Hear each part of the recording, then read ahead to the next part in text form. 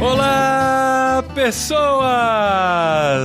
Podcastirmãos.com de número 379 entrando no ar. Eu sou o Paulinho, estou aqui com o Felipe Fulaneto, que além do Dostoiévski, ele também conhece de missões. Olha isso! Fulaneto é multiuso. Fala, galera! É muito bom estar aqui de novo. Aqui é o Felipe Fulaneto e eu quero apresentar a Adri, a enfermeira que não sabe tirar sangue, mas posta seu vídeo no Facebook. Olha isso! É comum as pessoas confundirem enfermagem com farmácia. É normal, eu já tô acostumada. Eu sou a Adriana e eu estou aqui com a Nauzira, que ela mesmo sem saber, existe uma fundação, Instituto Nauzira Nascimento. Olha isso. É mesmo? É, nos bastidores do Vocari, né? Ela, na verdade, ela é o Instituto Nauzira Nascimento. Vocês ficam me entregando aí, né? E eu tô aqui do lado do Paulinho, né? O Paulinho fofo, mas eu tô muito feliz de estar aqui com vocês. A Nauzira, sim, enfermeira. Olha só, temos aqui farmacêutica e enfermeira. Você não é enfermeira? Adri eu sou farmacêutica. Na verdade... meu Deus do céu. Então deixa eu gravar de novo. Não, ficou bom. Já era. Mas todo mundo sabe aplicar injeção, né? Farmacêutica, enfermeiro, médico. Não, médico não sabe, não. E nós estamos aqui, gente, reunindo esse time maravilhoso, Felipe Fulaneto e a Nauzira Nascimento, para falar com a gente sobre missões. Mas não desliga não, calma, que a gente fala e vai falar de missões, as pessoas perdem interesse, né? Sim, as pessoas vão embora, é impressionante. Não vai embora não. Fica um pouquinho aqui, porque tem muita coisa legal para você aprender. A gente vai fazer um panorama de missões no Brasil, para você entender um pouquinho o movimento missionário, em que pé está e como você e sua igreja podem se envolver mais, podem conhecer mais, quais as fontes para crescer e para fazer desenvolver missões na sua realidade aí. Não sai daí, continua. Não sai daí, gente, dá uma chance pra gente, vai, por favor. Se você nunca ouviu nada de missões, ouve pelo menos agora.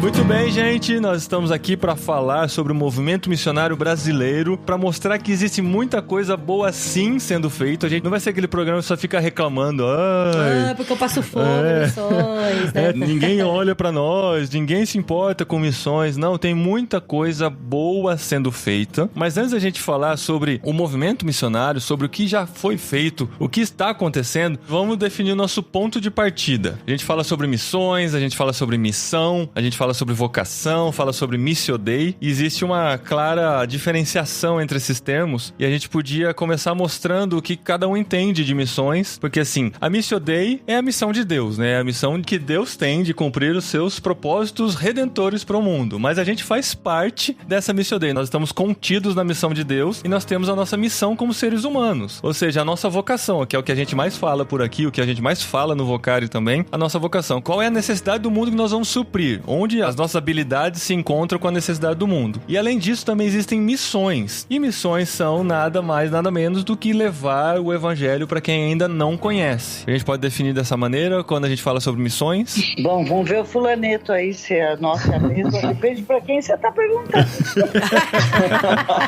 Fulaneto, você é um professor de missiologia. Qual é a sua posição quando a gente pensa sobre missões? Bom, a minha posição sobre missão, que é uma diferença entre missão e missões, como você mesmo disse, para mim missão tem a ver com a própria missão de Deus, que é aquilo que ele está fazendo no mundo para resgatar não somente a humanidade, mas toda a sua criação. E isso envolve desde Gênesis 1 até Apocalipse, o último capítulo de Apocalipse, onde ele quer... 22, Felipe. 22, isso.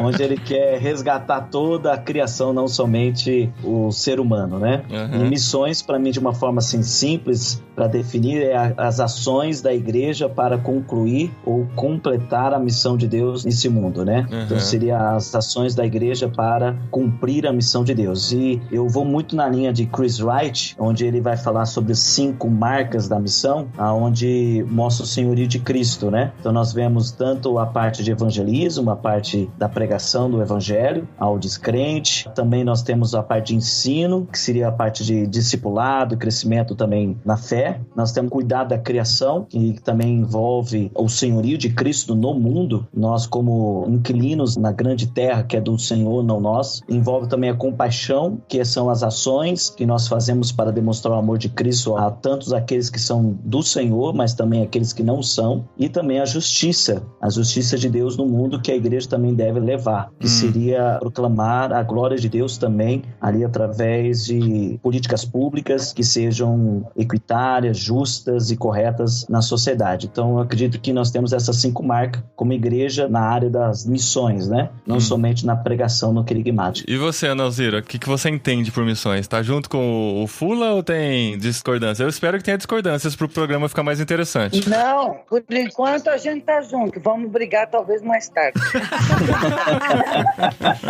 Não, eu tava brincando, mas a gente é, como diz a turma, nós somos parça.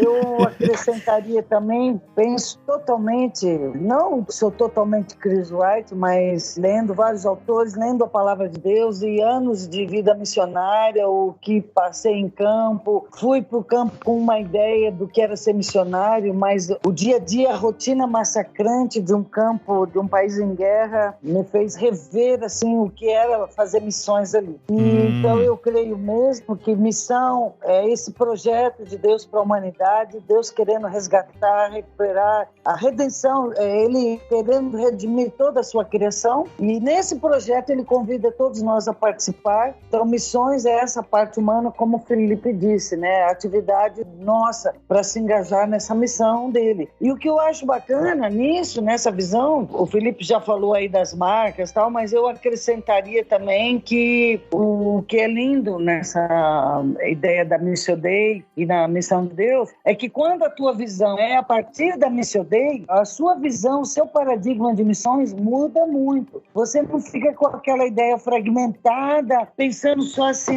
deixa eu fazer missões, e você quer fazer coisas, atividades, você não está preocupado com ativismos, mas você está preocupado em manter sintonia com ele para você ser parte desse projeto, você não ficar de fora. Até por isso eu brinco muito, falo, né? Deus não me deixa ficar de fora do que o Senhor está fazendo no mundo. Então isso é bacana, e muita igreja, infelizmente, onde vou por aí, muita gente confunde missões com evangelismo. Acho que missões é só, como o Felipe até citou também, é só fazer o querigma, dar um folheto e vamos alcançar todo mundo, e nós reduzimos a missão de Deus. Então muita visão às vezes é reducionista, achando que nós estamos aqui no mundo só para cumprir Mateus 28. Entendi. Ana Alzira, é legal que você falou aí sobre essa chamada para se fazer missões. A gente tem muito problemas, né? Tem muitos missionários que às vezes acabam fazendo um desafio missionário para a igreja e faz naquele aspecto de Deus precisa de você, Deus está chamando, Ele precisa de você na seara e tal. Quando na verdade, às vezes, é até difícil de engolir muitas vezes essa verdade, mas Deus não precisa da gente, né? Não. Ele simplesmente nos chama para estar com Ele para poder fazer parte disso. E quando tem essa sua frase que a gente vive citando em todos os meios que a gente tem, todo mundo cita,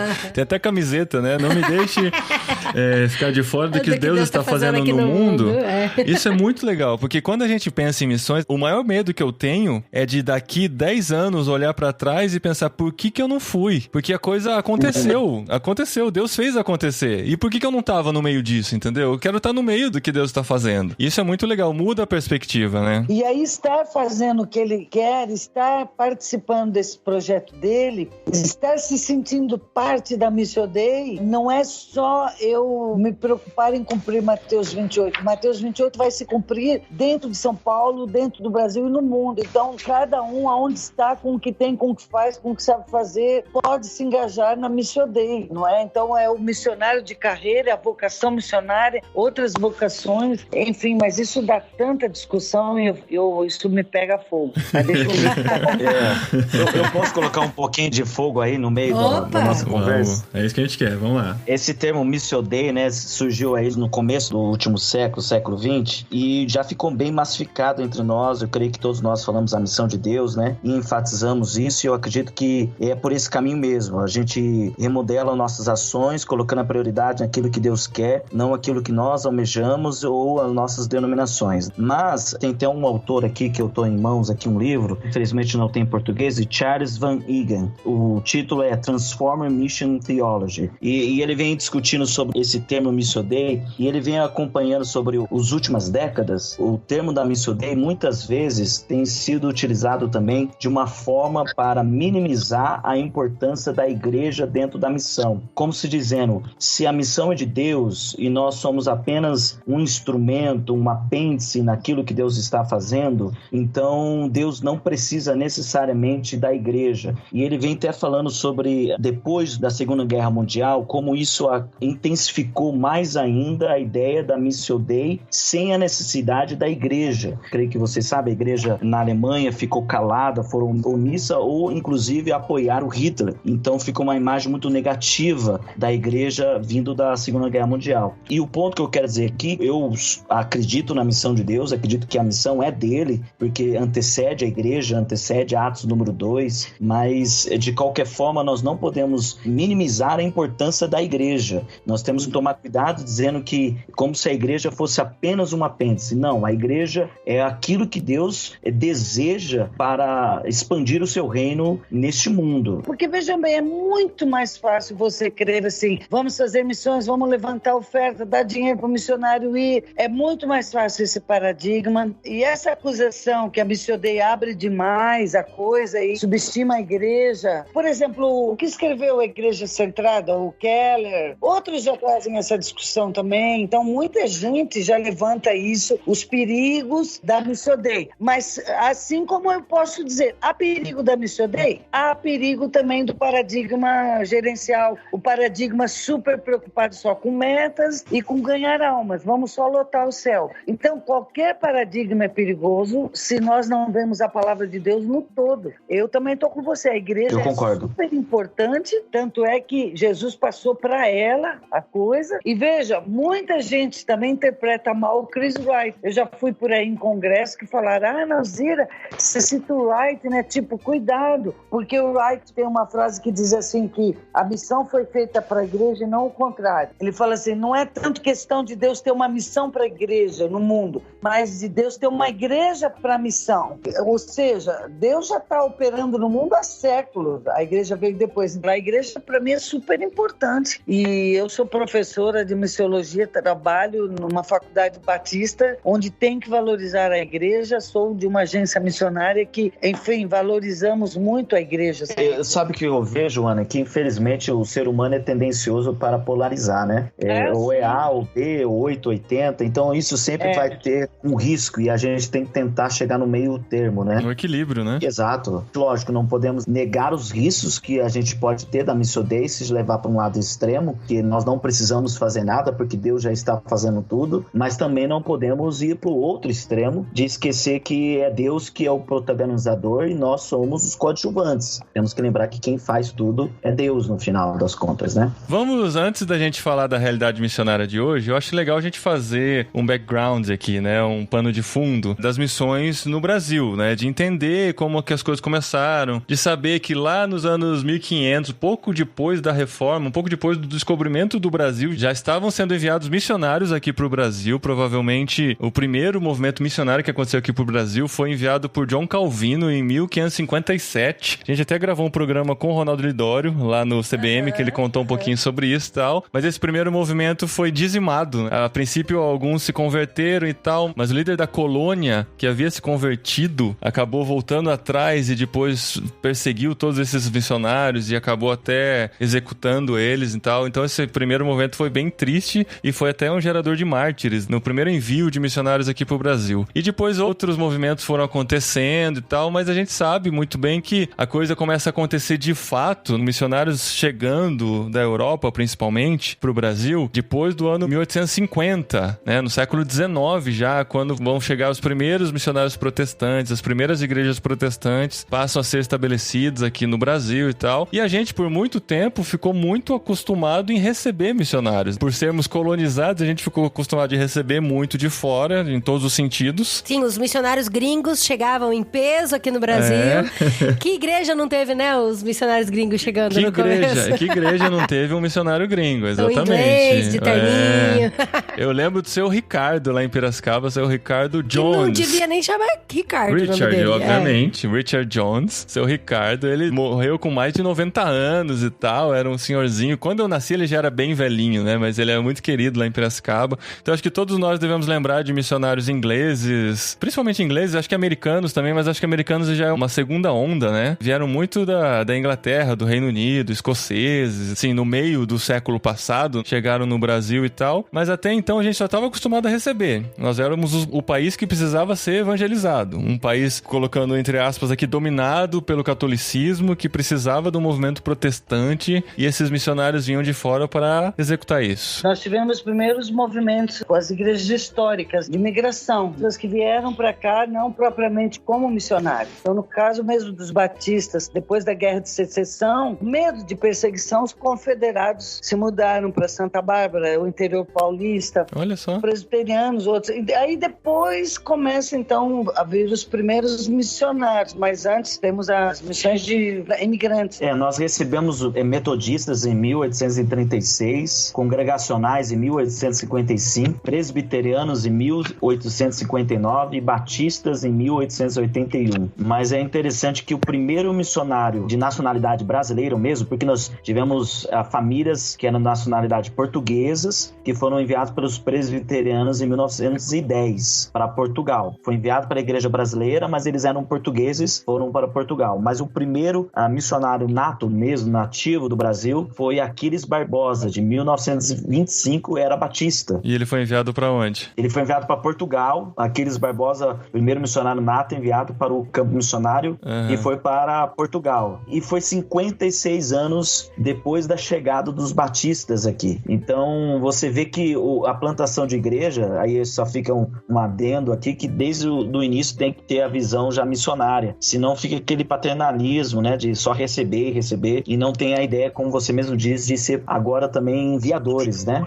Começou tardio, quase meio século depois, para começar a enviar. Mas mesmo assim, em 1925 enviando, novos missionários foram no ano de 27, 33, 37, só que sim, um boom mesmo do envio missionário brasileiro coincida na década de 70, né? 70, isso, que foi mais reconhecido. Então, na década de 70 que começa esse envio, né? A terceira onda missionária brasileira, né? Que é os próprios brasileiros enviando brasileiros para falar do amor de Deus para outros povos e tal. Mas a gente vê que essa primeira onda, principalmente por não sabermos exatamente, não entendermos muito de missões até então, né? A gente só sabia receber, não existiam ainda seminários que preparavam as pessoas para o transcultural e tudo mais, né? Eu imagino que assim, isso ainda estava começando. Muitos desses missionários acabaram indo despreparados e acabaram voltando muito machucados, por não estarem prontos para encarar um desafio transcultural. Eu acho que sou dessa fase aí, desses anos, primeiras turmas. Eu não saí na década de 70, né? Mas eu saí em 80 e acho que a gente estava naquela paixão, aquela euforia, mas não tínhamos ainda o preparo, as escolas de preparo missionário. Por isso tivemos um retorno também grande de missionários. Você presenciou até, né, perto de você, né, alguns missionários que sofreram com isso, mesmo lá onde você estava, né? Você estava na Angola, né? Sim, eu acho que hoje o Brasil, graças a Deus, caminha bem. A MTB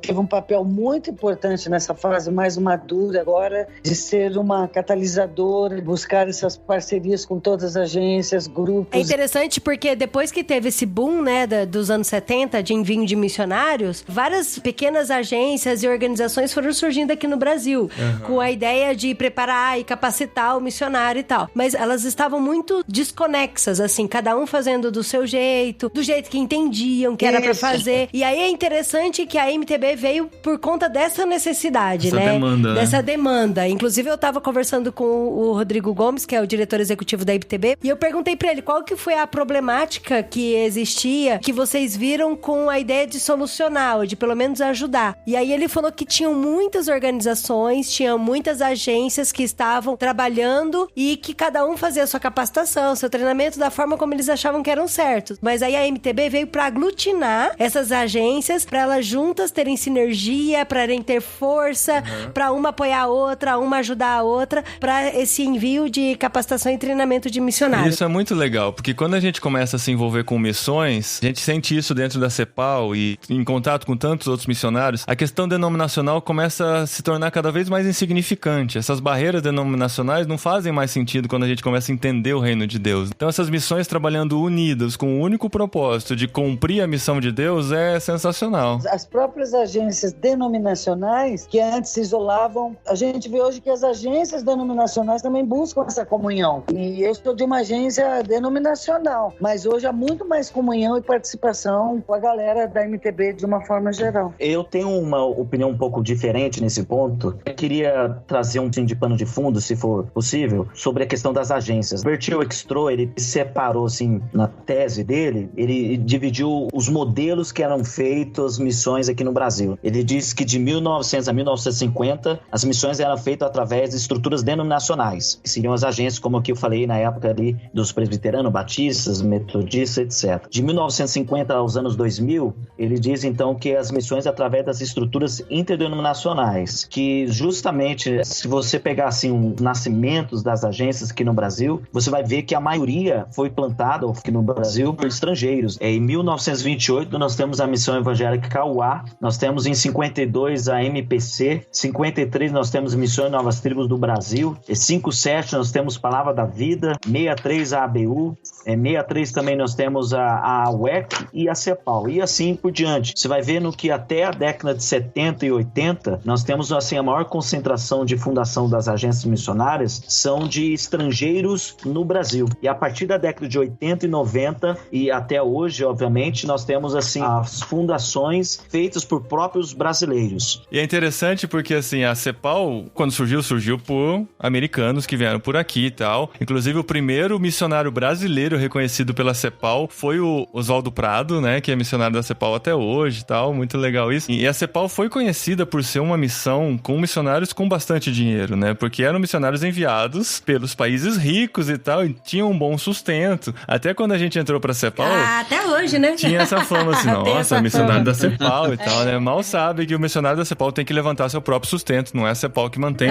Mas eu lembro muito bem de uma situação que a gente tava com uma pessoa, que a gente falou assim, nós somos missionários da CEPAL. Ela falou, é? A CEPAL aceita brasileiro? A CEPAL agora aceita brasileiro, né? Eu falei, não, aceita, a gente tem uma nova onda de missionários brasileiros e tal. Ela nem disfarçou. Ela falou assim, nossa, mas o que eu conhecia da CEPAL era tão bom, aqueles missionários americanos que estavam aqui e tal. Eu falei, caramba. É porque a gente é missionária há 12 anos da CEPAL também, né, amor? Então a gente meio que veio assim até nesse começo. Não no começo, mas... Não, mas quando a gente entrou tinha muito ainda estrangeiro na CEPAL. A gente fez e agora, parte dessa nacionalização da CEPAL também. Isso é muito legal, né, cara? Porque foi a igreja brasileira começando a entender a importância de se envolver com missões e despertando pessoas dentro da igreja para fazer missões, né? Exatamente. E nem sempre essa transição foi fácil, foi tranquila. Às vezes as transições não foram mais suaves que gostariam de ser, né? Mas um dos pontos que eu tenho visto que agora mais atual é que a partir dos anos 2000 em diante,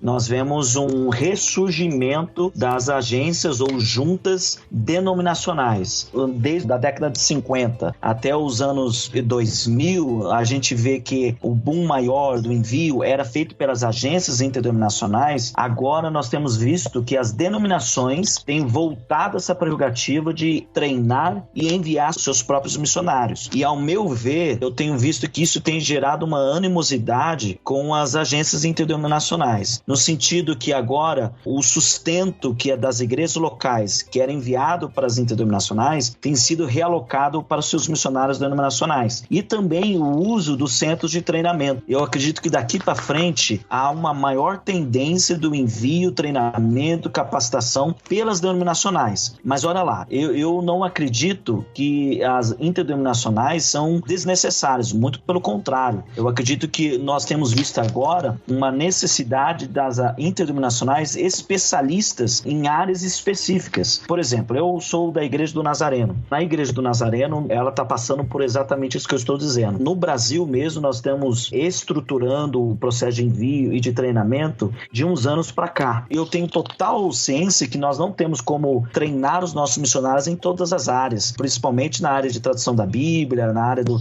por exemplo, islamismo, budismo. Nós precisamos de outras agências ou centros de treinamento que facilitam esse processo. Então, ao meu ver, daqui para frente, a parceria estratégica é o caminho. E por isso eu acredito que as as agências interdenominacionais devem rever a sua forma de atuação para essa nova realidade. Não somente por causa de gerações, diferentes métodos de fazer missões de curto prazo, que tem chegado bastante, o uso das mídias sociais, etc., mas também por esse ressurgimento das denominações. E se não houver uma mudança das agências interdenominacionais, elas podem cair no ostracismo. Eu, por exemplo, eu transito nesse meio termo. Eu transito tanto nas denominacionais como nas interdenominacionais. E eu tenho visto, por exemplo, na minha denominação, muitas vezes eles vêm falando assim, não, nós vamos apoiar só nazarenos e nós não queremos apoiar nenhum outro, primeiro os da casa. E eu até vejo sim que eles têm uma certa razão em algumas questões de apoio aos nazarenos por apoiar aqueles que são filhos da casa. Mas ao mesmo tempo, muitas vezes eu falo para eles de um tom, inclusive às vezes um pouco forte, eu falo para eles, queridos, nós não podemos cuspir no prato que comemos. Nós aprendemos muito dentro, eu digo, da minha denominação, com vários missionários interdenominacionais que passaram, transitaram nossas igrejas locais e nos ensinaram, nos estimularam missões, e agora a gente vai simplesmente dizer que não queremos mais eles? Então eu acredito que temos que chegar no meio termo. E por isso, inclusive, a Missão Além, com o G1000, tem dado um novo gás nesse sentido de olhar para a sua própria agência, que é a Missão Além, de olhar de uma forma diferente, porque a Missão Além é uma agência para linguística, né, e educação, e agora ela está se revendo nesse novo tempo da igreja e das agências, como atuar. E o G1000 vem exatamente para isso. É legal que o G1000 ele acaba dando um panorama, né, esse panorama do movimento missionário e trazendo para a igreja como fazer isso acontecer dentro da igreja, né? Isso é muito importante. Mas assim, essa questão denominacional e a questão interdenominacional, eu sei que você faz parte de uma denominação que tem um movimento missionário lá dentro e tal, mas você não acha que se a gente supervalorizar a questão denominacional, a gente vai acabar fechando os olhos para a amplitude do reino de Deus, diria assim, sabe? Porque se a gente começa a fechar muito assim, eu vou investir em missionários da minha denominação que vão lá para outro país, estabelecer igrejas dessa denominação e o movimento vai crescendo e tal, e se perde o olhar para o movimento missionário em geral, né? Plantar igreja da sua denominação não é um pecado nenhum. Nós somos enviados para pregar o evangelho e juntar os novos convertidos dentro de uma comunidade, e a comunidade vai chamar qualquer que seja a denominação. Eu vejo assim, que as denominações, elas são muito boas no evangelismo E1, E2. E1 é aquele evangelismo mais dentro da sua própria cultura, E2 é que já transpassa uma cultura, já é transcultural, mas mais próxima nossa, por exemplo, vamos dizer assim, América Latina, mas o E3 é aquele bem mais longe, distante, que é onde estão a maioria dos povos não alcançados ou não engajados. Eu acredito que as denominações têm mais dificuldade nesses campos mais extremos. Isso acontece muito. A gente vê muitas histórias de missionários que estão nesses campos, quando voltam, as pessoas perguntam, mas você tá lá plantando uma igreja batista? O cara fala, eu tô lá numa realidade que tem 3 cristãos só. Um é batista, outro é assembleia e outro é metodista. E a gente tá junto, cara, trabalhando pelo reino de Deus, sabe? Exatamente. Tanto é que o movimento ecumênico vem do movimento missionário, porque lá, como não havia, no campo missionário não havia tantos cristãos, havia uma unidade mais dentro do próprio corpo de Cristo, né? Sem placa denominacional. Aí depois surgiu o que nós ouvimos sobre o movimento ecumênico. Mas eu acredito que as denominações têm mais influência no E1 e E2. Quando chega o E3, certamente precisa de parcerias de agências interdenominacionais que têm um know-how e tem atuação já de séculos, né? Como a Interserve, OMF, que estão ali na região da Ásia há mais de 100 anos. Que, por exemplo, a minha denominação tem mais ou menos 110 anos. Mas nós temos nazarenos em quase todos os países ali na Ásia. Mas mesmo assim tem dificuldade nas regiões de povos não alcançados. Por isso a parceria estratégica é tão importante. E aí eu acredito que sim, as agências interdenominacionais são um ponto-chave.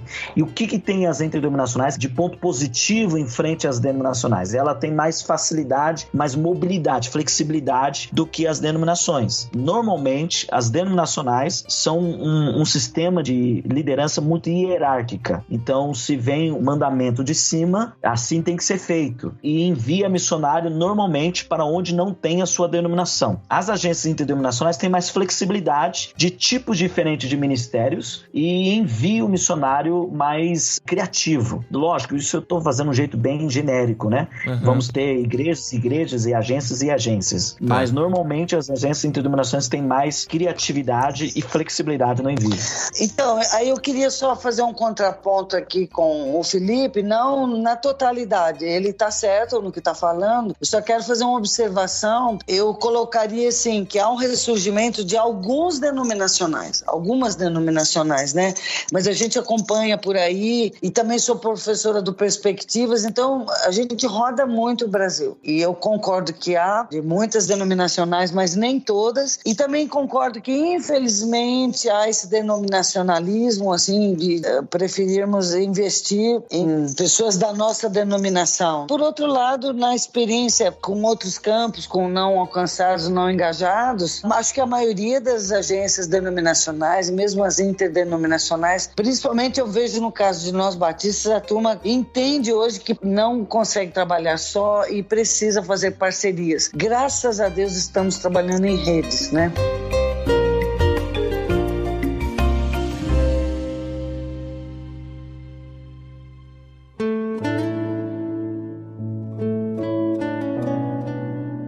Sabe uma coisa que eu tenho dificuldade de entender? Também não sei até que ponto isso é verdade ou não, mas trazendo um pouco do que eu conheço de missões hoje na igreja brasileira, na igreja local, se o cara tá por uma agência denominacional, uma organização denominacional, quando ele tá em outro país, em outro lugar, e que ele começa a frequentar, ou ele começa a fazer união com grupos de outras denominações, eu não sei se a denominação dele vê isso com maus olhos, entendeu? De, às vezes, até pedir pra ele voltar. Eu não sei até que ponto isso é verdade, até que ponto isso é história de conto de fadas ou história de terror. Mas acho que já teve isso há muitos anos.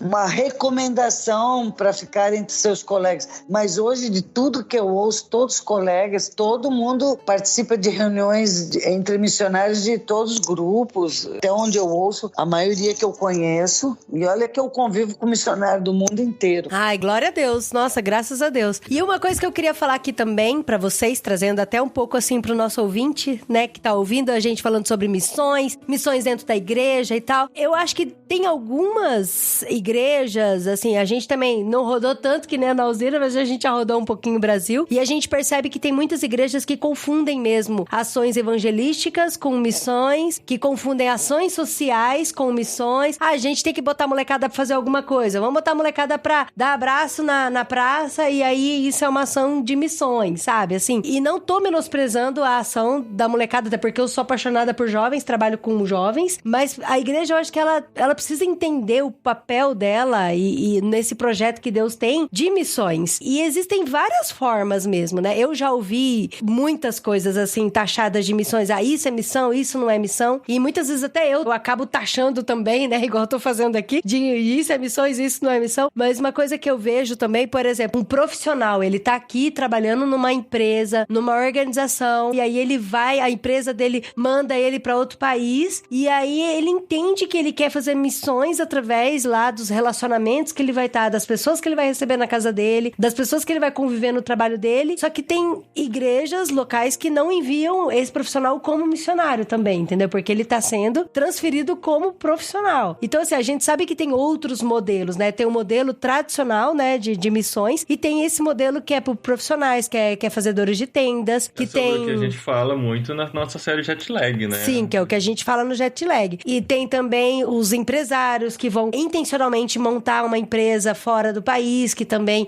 é um modelo missionário. E assim, aí eu gostaria de saber de vocês, assim, como que a gente pode envolver a igreja local mais nessa paixão por missões, porque aqui nós somos 4 apaixonados por missões, isso é muito claro, que a gente é muito envolvido e voluntariamente em missões, e a gente também é mobilizador de jovens para missões. Como que a gente faz para envolver a igreja, envolver as pessoas que estão nos ouvindo? É como desenvolver uma consciência missionária para a igreja começar a pensar e entender que missões faz parte do DNA da igreja. Missões não é só um departamento da igreja, não é só mais alguma coisa que a igreja faz. As missões têm que ser respiradas pela igreja. E a gente percebe quando a gente vai numa igreja e aquela igreja ela respira missões. Não é só um negócio de um domingo por por ano de reunir, de falar de missões.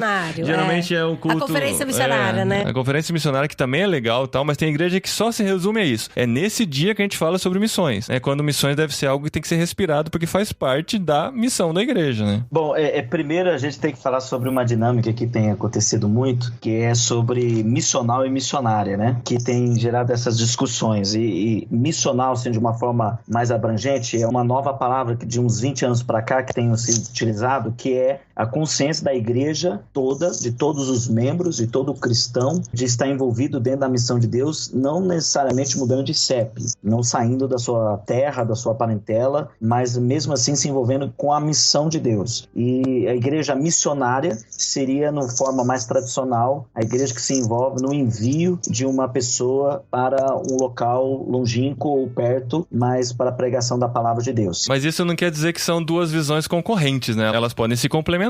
A igreja pode ser missional e missionária. Exatamente. O problema é que, como nós falamos no início, o ser humano tem a tendência a ser polarizado, então acaba um enfatizando mais o outro e assim perdendo as duas características que a igreja deve ter, tanto missional, tanto missionária.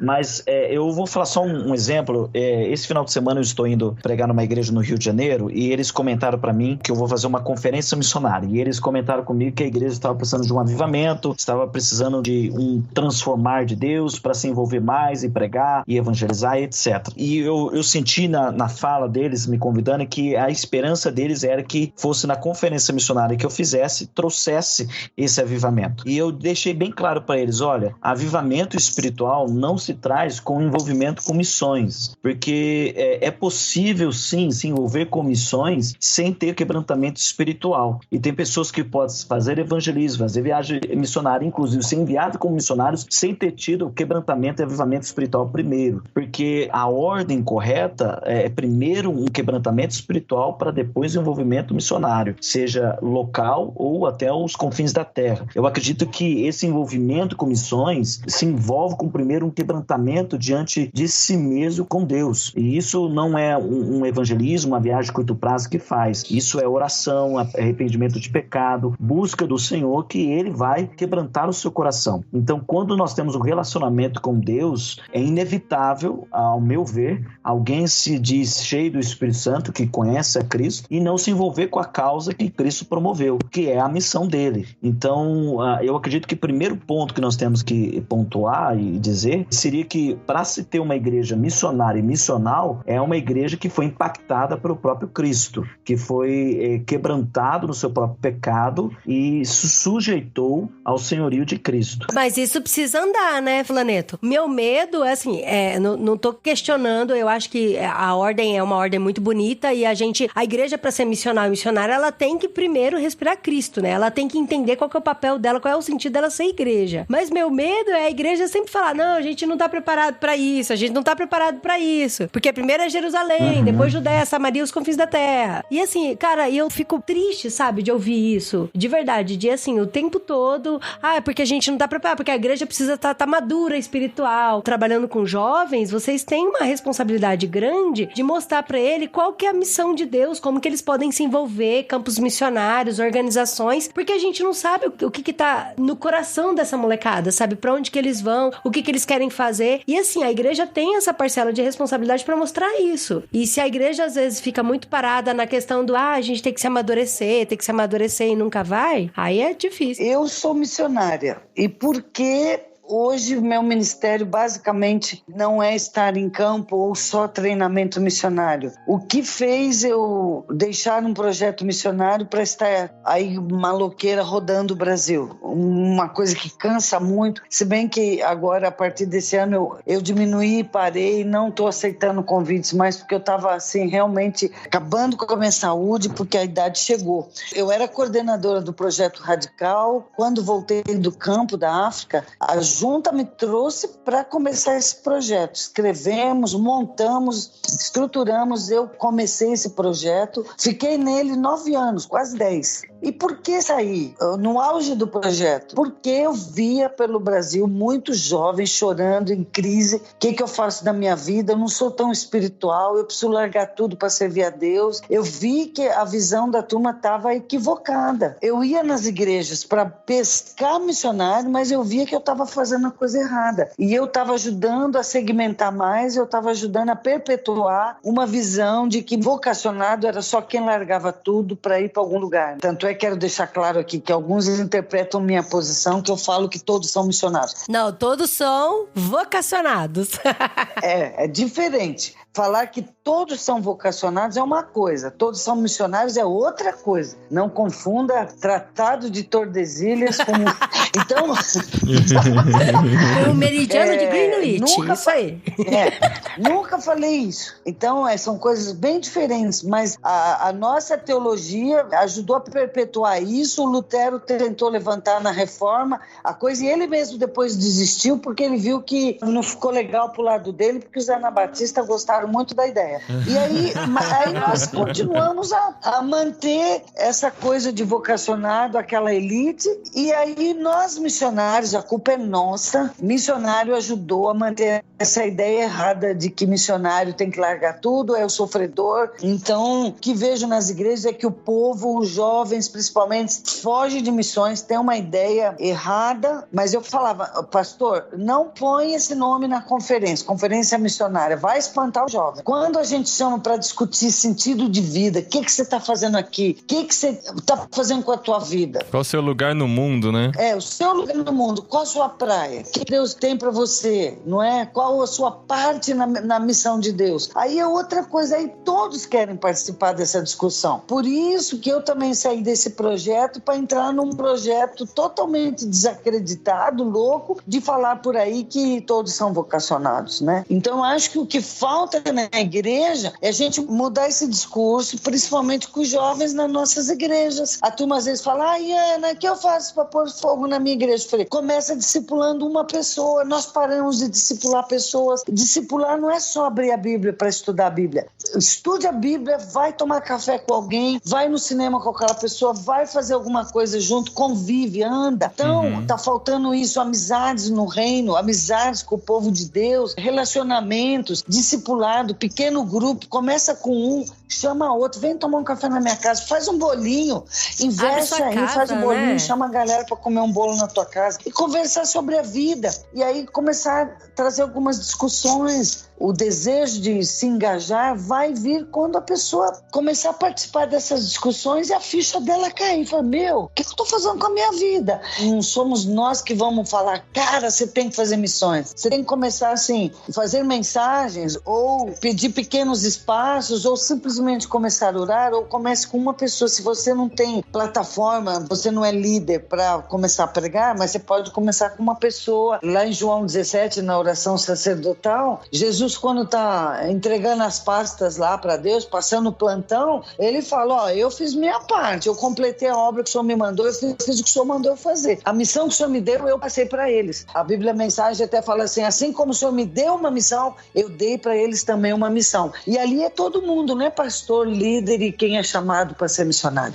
Ali é um chamado geral para todo cristão participar do que Deus está fazendo no mundo. A gente tem visto isso muito pelo Vocari, né? Porque no Vocari, que o Felipe e a Ana Alzira fazem parte, eu e a Adri fazemos parte também, a gente chama as pessoas para pensarem em vocação. A gente não chama elas para pensarem em missões diretamente, necessariamente. A gente vai falar sobre missões lá também, vai apresentar a necessidade. Chamamos para pensar sentido de vida. Exato. E aí a pessoa começa, o Espírito Santo começa a falar, né, que o sentido da sua vida é fazer diferença nesse mundo. De que maneira você vai fazer diferença nesse mundo? Existem essas opções e Deus vai direcionando e vira e mexe. Muitos desses acabam entendendo que o sentido da vida dele é falar de Jesus trabalhando entre o povo não alcançado. E isso vai acontecer sempre, porque é o sentido da vida de Deus para aquela pessoa, né? É muito legal esse processo mesmo, Nalzira. Eu acho que é por aí que a gente tem que trabalhar e fazer acontecer. E quando o jovem, então, entende a sua vocação e do porquê que ele está aqui, ele entende que Deus o chamou para um propósito, e nós entendemos então que a eleição não é para privilégio, a eleição é para missão, envolvimento daquilo que Deus está fazendo no mundo.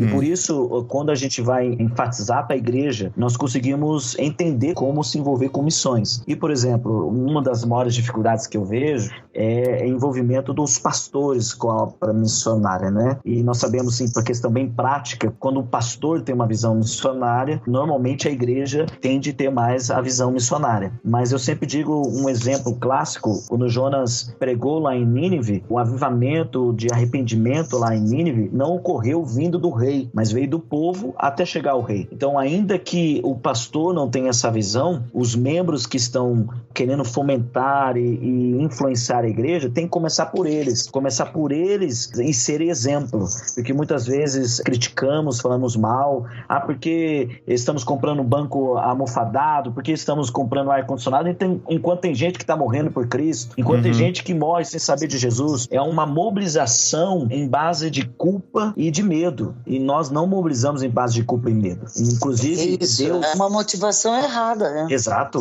E quando Deus chama Isaías, é bem interessante, Isaías 6:8, Deus não chama em base de culpa nem medo, mesmo Deus se apresentando como um Senhor no alto sublime trono, ele faz uma pergunta, porque ele quer uma resposta a nós em base do amor. A mobilização tem que ser a base daquilo que Deus está fazendo e na base do amor. Óbvio, nós podemos apresentar as necessidades do mundo, mas nunca utilizar a desgraça humana para mobilizar para missões. Nos treinamentos missionários eu falo, você tem que mobilizar, você tem que conscientizar e tocar nas pessoas. Não, olha, irmãos, porque eu tomo banho de canequinha, porque eu não sei o quê. Não é por aí, cara. Você Exato. tem que mobilizar e as pessoas têm que querer participar do que você vai fazer. Tipo, olha aqui, cara, o que Deus está fazendo lá, olha o que Deus está fazendo nesse lugar. E eles vão decidir assim, eu não quero ficar de fora desse negócio aí. Deus está nisso aí. Então, a mobilização foi errada há muito tempo, pela desgraça, pelo África, não sei o que, né? Então, por isso, também nós erramos como missionários, que trouxe essa ideia para o jovem errada. E outro ponto que eu vejo muitas vezes da forma de que nós mobilizamos a igreja para missões errado é que nós transformamos missionários de contadores de causos. Muitas vezes nós trazemos missionários para contar testemunhos e cada testemunho mais mirabolante que o outro. Nada contra testemunho que tem importância, mas quando nós vamos mobilizar para missões, temos que partir da palavra de Deus. E quando nós pregamos o que a Bíblia ensina sobre a obra missionária e sobre a missão de Deus, de duas uma, ou a pessoa vai ver que a palavra ensina sobre missão e ele vai se envolver, ou ele vai entender que aquilo é de Deus e optar por não. E aí cabe a consciência de cada um. Por isso nós devemos pregar a palavra. E sim, juntamente com histórias e testemunhos, mas nunca somente contadores de história sem deixar de ensinar a palavra. Um dos medos que alguns têm, que a gente fala que todos são vocacionados, é mas e como que vai ser isso do chamado missionário? E eu sempre falo assim, nós temos que falar que todos participam na missão de Deus, e sobre ir para a China ou para a Amazônia e aqui São Paulo, isso é o Espírito Santo. Ele é que vai chamar e vai falar, vai especificar. E já tive essa acusação também. Nauzira, você está banalizando a chamada missionária. Assim como falam isso do Christoph Wright, que está banalizando a missão de Deus. Então, qualquer posição tua, às vezes quem quer pode torcer. Eu me lembrei de uma frase do Orlando Costas, né, que ele diz assim, adoração sem missão é um rio sem mar, mas a missão sem adoração é um rio sem fonte. Eu vejo igrejas aí, glória a Deus, glória a Deus. Se isso não desembocar na missão, cara, é tudo... E aí eu termino com o Vissidon, né? O Vissidon diz assim, não há participação em Cristo sem participação em sua missão no mundo. Portanto, não cabe à igreja decidir se ela quer fazer missão. Ela só pode decidir se quer ser igreja. Muito bom, gente. Programa muito sensacional, eu diria. Do jeito que eu queria que fosse mesmo, pra gente pensar. E a gente fica muito feliz de quem chegou até aqui ouvindo sobre isso e tá com isso queimado queimando no coração e quer fazer isso na sua realidade, na sua igreja, existem várias formas de se fazer isso. Existem os cursos Perspectivas que são dados aí durante todo o ano em todo o Brasil. Você pode ficar sabendo mais para você entender mais as perspectivas do movimento missionário. Existe o G1000 que acontece em janeiro na Missão Além, em Brasília, uma semana para você aprender sobre como preparar e pensar em missões na sua igreja, como montar um conselho para pensar em missões. O Felipe, inclusive, é professor no G1000, né, Felipe? O G1000 é uma ação da Missão Além. G1000 significa Gestão de Missões na Igreja Local. E você pode fazer parte. No ano que vem, vai ocorrer o G1000 no dia 20 a 25 de janeiro de 2020, onde você vai ter várias disciplinas falando exatamente como mobilizar a sua igreja, como fazer um conselho missionário para que a igreja tenha visão missionária. Temos aulas de teologia da vocação, movimento missionário brasileiro, finanças e missões, servindo como enviadores, pequenos grupos e missões, somente gente fera que vai estar lá para ajudar você a fazer aquilo que Deus quer na sua igreja local, ou como a Ana mesmo disse, ser uma igreja que envolve com a missão de Deus, porque se nós não envolvemos com a missão de Deus, logo nós não somos igreja.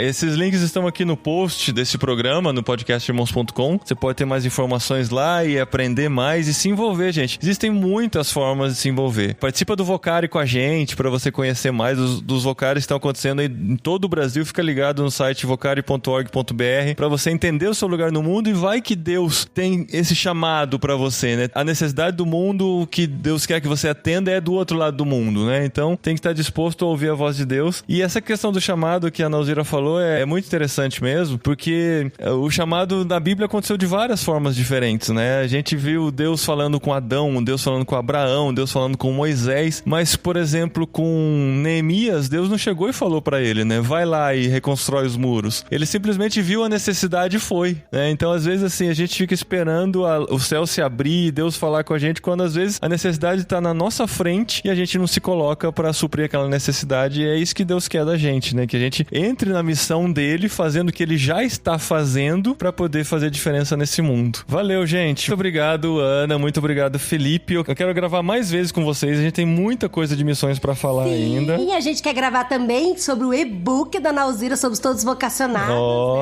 né? E-book lançado pela Ultimato, né? Olha, a gente precisa marcar, gravar.